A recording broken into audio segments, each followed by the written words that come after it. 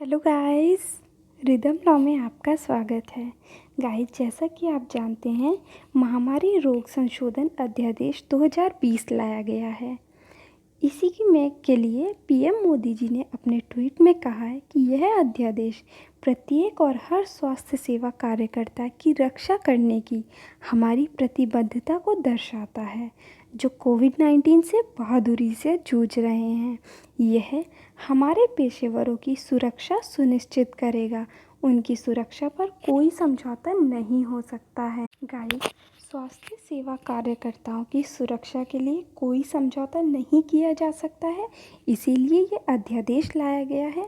और अब हम बात करते हैं इस अध्यादेश की, क्योंकि राज्यसभा और लोकसभा दोनों ही सेशन में नहीं हैं, तो यह कैसे आया है और इसके क्या क्या प्रोविज़न, क्या क्या प्रावधान हैं।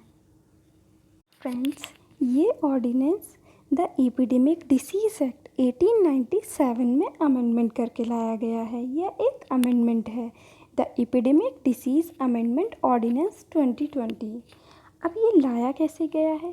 तो गाइस, जब लोकसभा और राज्यसभा दोनों ही सेशन में नहीं होती हैं, तो प्रेसिडेंट राष्ट्रपति के पास में लेजिस्लेटिव विधायी पावर होती है, विधायी शक्ति होती है कि वो ऑर्डिनेंस ला सकते हैं।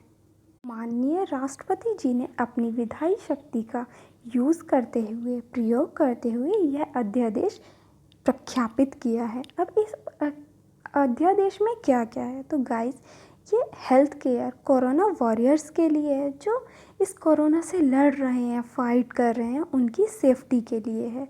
गाइस, प्रेसिडेंट क्यों लाए हैं ये?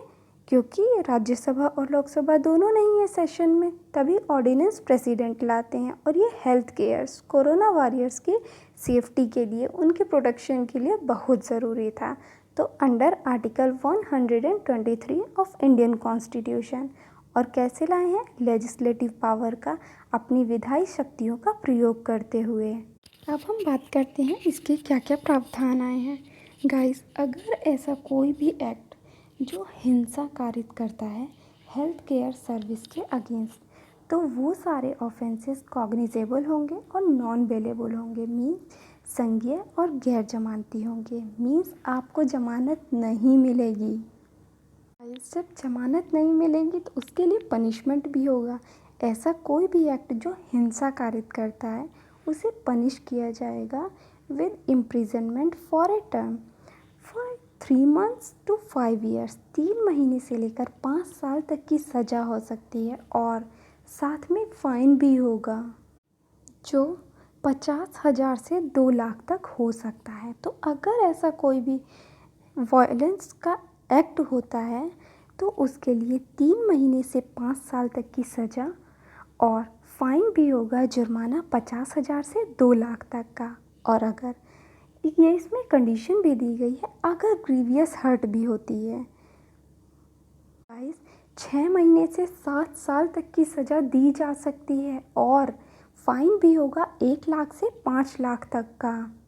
और यह भी प्रोविज़न दिया गया है इसमें कि offences shall be investigated by an officer of the rank of inspector. अब जो उसका इन्वेस्टिगेशन करेंगे उस ऑफेंस का, वो इंस्पेक्टर रैंक के ऑफिसर्स होंगे। और कंडीशन दी गई है विद इन 30 डेज़ उन्हें इन्वेस्टिगेशन कंप्लीट करनी ही होगी।